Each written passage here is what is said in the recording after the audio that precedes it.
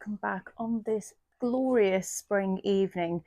We've just had an absolute deluge of rain and now the sun's out.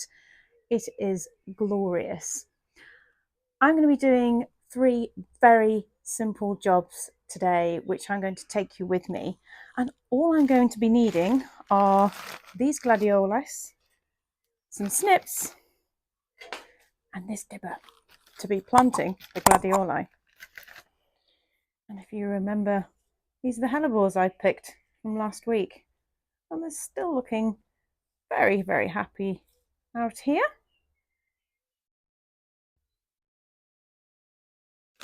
But before I go any further and get on with any jobs, why don't we have a quick look around on what's looking absolutely beautiful in the garden right now? Come on.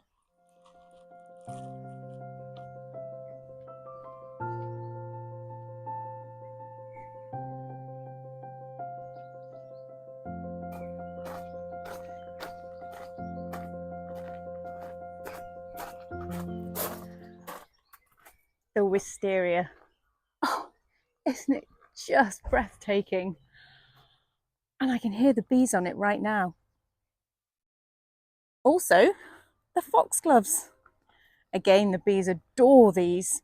We've got a multitude of colours of your wild ones and some white ones, and there's some peachy ones in the walled garden.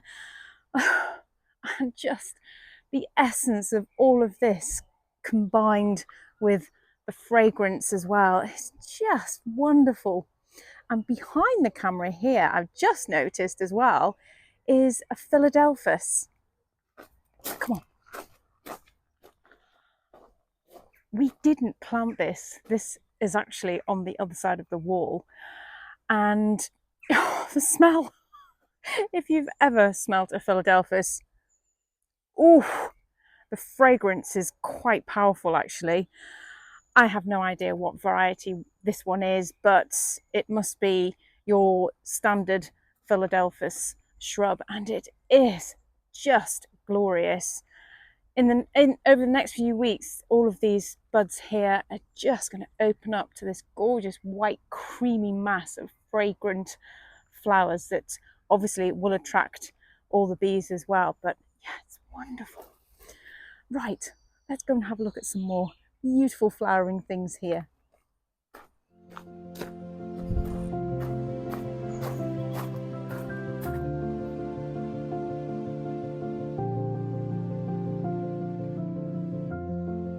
We're now at the back of our house where I've planted this lovely ceanothus here, which I'm trying to, well, she says, the plan was to have it quite tight against the wall and framing the doorway.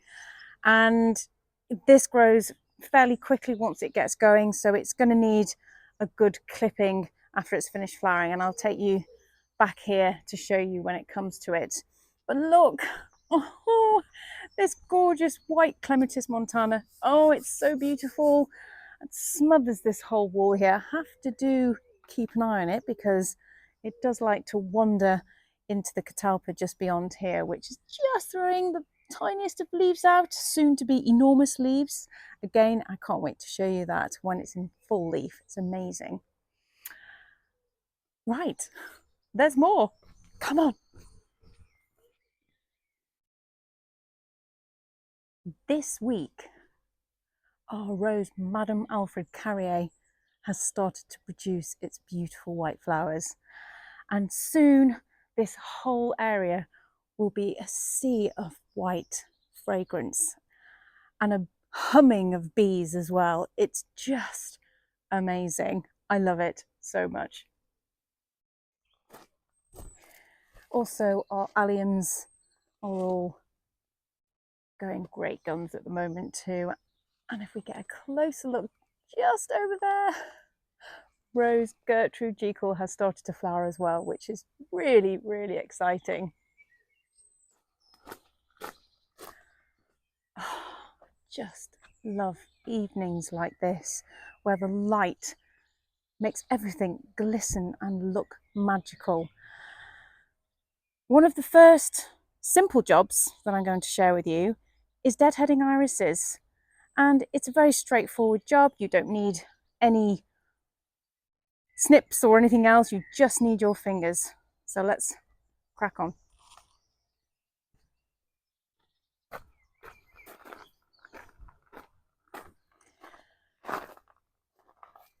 We have a lot of irises throughout this border here called Iris pallida. And later on last year, sort of around July time, we lifted them and divided them because they were becoming quite congested in here. Now, following on from that, I am told, and it's true, that the first year after splitting them, they won't perform quite as well as what they normally would. And that's true. And there are some coming up and flowering, but I think next year we'll get a much, much better display.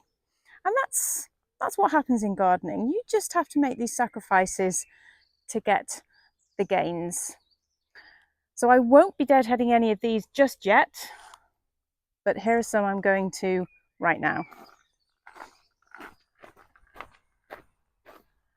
And they're just right here in the following border. Now, sadly, this iris has taken a little bit of a beating with some rain we've had just recently. And if we take a close look, here is a new shoot, and this is a spent flowered one, and you can see that it's sort of closed in on itself. And what we don't want to happen is for this to disrupt this new shoot here. So all I'm going to do is very carefully break it off like that. And then that gives this a chance to open up and perform and look beautiful. Unfortunately, oh dear, this new one's been knocked, so I'll take that away as well. And we can just see this here is over with, so I'll take that away. And I can see there's this one here. Again, you can see all the flower has crinkled up and it's just starting to close in on itself. And I'm just going to have a look and see if there is a flower next to it that I need to be very careful of. Nope, and there isn't. So I can take this away quite freely. And that will also give these a chance to look wonderful as they come up. And this is how this particular irises look when they're in flower.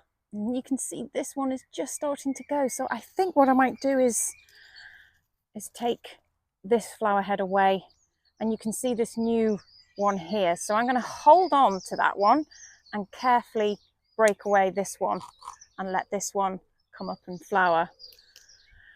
Now there's a story behind this beautiful iris. And before I tell you the story, I'm going to bring you to a nice big clump of them so you can get a better feel of how they look en masse.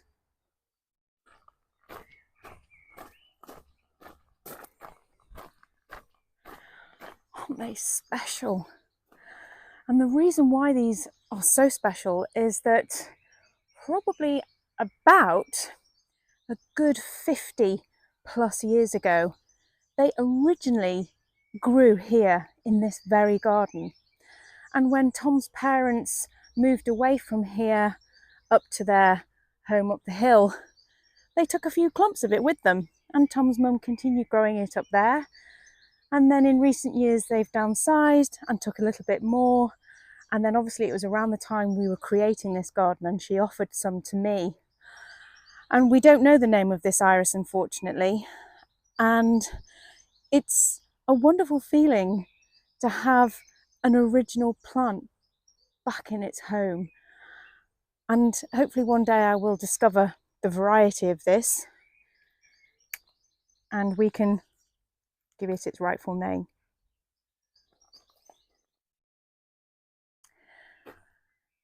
Now, right next to the irises, I've got these alliums here. which leads me on to my second simple job.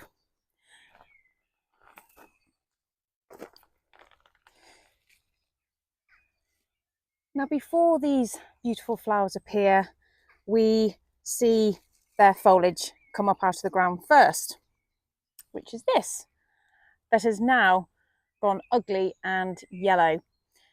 Now, once the flowers come up, we don't need any of the foliage at the base. So all I'm going to be doing is removing that. I can use my hands and just pull it away, or I can use snips to snip at the base. Right, they look a lot tidier. And you really don't need to worry once you've removed their foliage that it's going to harm them or they'll come back next year. They will definitely come back again and flower next year, even when you've removed their foliage at their base. Well, I need to put this on the compost heap, and then I will show you the third simple job that I'm going to get on with here.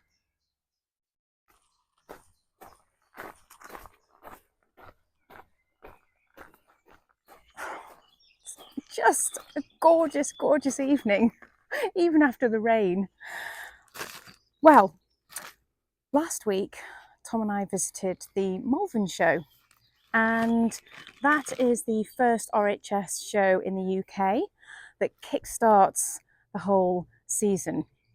And it's the first time we've been as well. So it's about 4 hours drive from here, and it was wonderful. It was just glorious. And I was very restrained, believe it or not. All I brought were some gladioli. Now, gladioli are summer flowering corms. And here's what they look like. Let me just find you an example.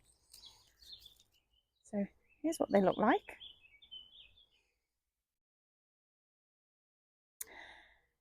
And they are this funny looking thing that they sort of have this coat on the outside of them.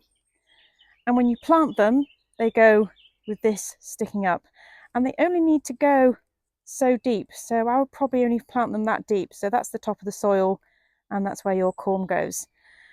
And what will happen is this will give us some summer flowers during the month of, hopefully, July and August. And fingers crossed they'll come back year on year. Now these ones are called Gladioli Purple Rain.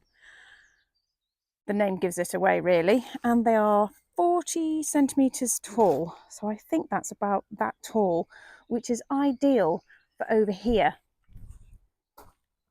And the great thing about gladioli is they give you spires, a bit like foxgloves, and I just love how they naturally pop up. I never planted any of these.